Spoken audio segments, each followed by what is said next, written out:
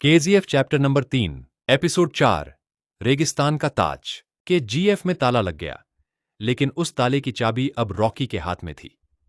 मजदूर बाहर निकाल दिए गए, लेकिन उनकी आंखों में जो सवाल था, उसका जवाब अब रॉकी देने वाला था। दुनिया ने सोचा कि उसने एक डॉन को खत्म कर दिया, लेकिन असल में उसने एक भूत को जन्म दे दिया था। और भूतों की सबसे बड़ी खासियत यही होती है कि वो दिखाई नहीं देते, लेकिन हर दीवार के अंदर मौजूद होते हैं। और इसी सन्नाटे के साथ, इसी बंद गेट के सामने, इसी मिटती हुई पहचान के बीच कहानी और गहरी हो जाती है। क्योंकि अब लड़ाई बंदूक और सोने की नहीं है, अब लड़ाई यादों और सिस्टम की है। अब सवाल ये नहीं है कि रॉकी जिंदा है या नहीं, अब सवाल ये है कि जब दुनिया ने उसे मिटा दिया, तो वो दुनिया को कैसे बदलेगा। और यहीं से शुरू होता है वो खेल, जिसमें हारने वाला कोई एक इंसान नहीं होगा, बल्कि पूरी व्यवस्था होगी। कि जीएफ बंद हो चुका था, रॉकी का नाम दुनिया से मिटाया जा चुका था, लेकिन रॉकी के दिमाग में अब एक ही नक्शा था, पूरी दुनिया का। उसे समझ आ गया था कि अगर सिस्टम को तोड़ना है तो एक देश काफी नहीं है, एक खदान काफी नहीं है। अब उसे उन जगहों पर जाना होगा जहां असली ताकत पैदा होती है। सोना, तेल, हीरे और हथियार। और इन सब का दिल था अरब की धरती, वो रेगिस्तान जहां रेत के नीचे सिर्फ मिट्टी नहीं, बल्कि पूरी दुनिया की किस्मत दबी हुई थी। दुबई की ऊंची इमारतों के बीच बैठा हुआ आर खान अब सिर्फ एक छुपा हुआ आदमी नहीं था, वो एक प्लान बन चुका था। उसकी स्क्रीन पर पूरे मिडिल ईस्ट का मैप खुला हुआ था। हर उस जगह पर लाल निशान जहां सोने की खदानें थीं, जहां हथियारों की डील होती थी, जहां सरकार से ज्यादा माफिया का कानून चलता था। उसने खुद से कहा कि केजीएफ एक शुरुआत थी, लेकिन असली साम्राज्य यहां बनेगा, जहां कोई सवाल नहीं पूछता, सिर्फ ताकत को सलाम करता है। अरब दुनिया में एक नाम था जो हर खदान, हर डील और हर सौदे पर बैठा था। इनायत अली।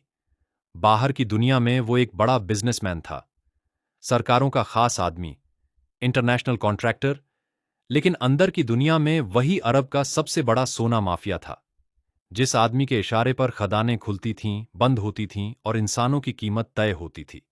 रॉकी जानता था कि अगर अरब का ताज चाहिए तो पहले इनायत अली को हिलाना होगा। आर खान बिना शोर के अरब पहुंचा। कोई सिक्योरिटी नहीं, कोई ऐलान नहीं, सिर्फ एक ब्लैक सूट, डार्क चश्मा और वही पुरानी चाल, जैसे वो इस दुनिया का मालिक हो। इनायत अली के महल जैसे बंगले के बाहर जब उसकी गाड़ी रुकी, गार्ड ने सवाल किया कि अपॉइंटमेंट है। आर खान ने सिर्फ एक लाइन कही, कहो कि जीएफ जिंदा है।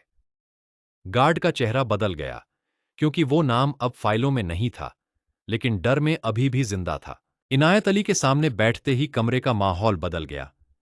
इनायत अली एक भारी कुर्सी पर बैठा था, चारों तरफ उसकी ताकत के निशान, बड़े बड़े पेंटिंग, गोल्डन टेबल और पीछे हथियारबंद लोग। उसने मुस्कुराकर पूछा, तो तुम वो आदमी हो जो खुद को मरा हुआ समझता है? आर खान ने शांति से जवाब दिया, मैं मरा नहीं हूं, मैं अपग्रेड हुआ हूं। उस एक लाइन में वो भरोसा था जो सिर्फ राजा की आवाज में होता है। शुरुआत में इनायत अली ने उसे हल्के में लिया। उसे लगा कोई छोटा मोटा खिलाड़ी होगा, कोई नया सौदागर जो अरब की दुनिया में जगह बनाना चाहता है। लेकिन जब आर खान ने उसे वो फाइलें दिखाईं जिनमें इनायत अली की सारी गैर कानूनी डील, सरकारी अफसरों के नाम और इंटरनेशनल ट्रांजैक्शन का पूरा हिसाब था, तो इनायत अली की मुस्कान गायब हो गई। अब वो सामने एक बिजनेसमैन नहीं, एक खतरा बैठा देख रहा था। आर खान ने साफ कहा, या तो तुम मेरे साथ चलो या फिर इतिहास के साथ। इनायत अली को पहली बार महसूस हुआ कि ये आदमी पैसा नहीं मांग रहा, ये आदमी कुर्सी मांग रहा है। वो कुर्सी जिस पर सालों से इनायत अली बैठा था। लेकिन अरब की दुनिया में कुर्सी छोड़ना मौत से भी बड़ा अपमान होता है, और इनायत अली ने अपमान की जगह युद्ध चुना। अगले कुछ हफ्तों में अरब की अंडरवर्ल्ड हिलने लगी। इनायत अली की डील फेल होने लगी, उसके ट्रक रास्ते में पकड़े जाने लगे, उसके पार्टनर अचानक पीछे हटने लगे। उसे समझ नहीं आ रहा था कि यह सब कैसे हो रहा है, क्योंकि आर खान कहीं दिख नहीं रहा था।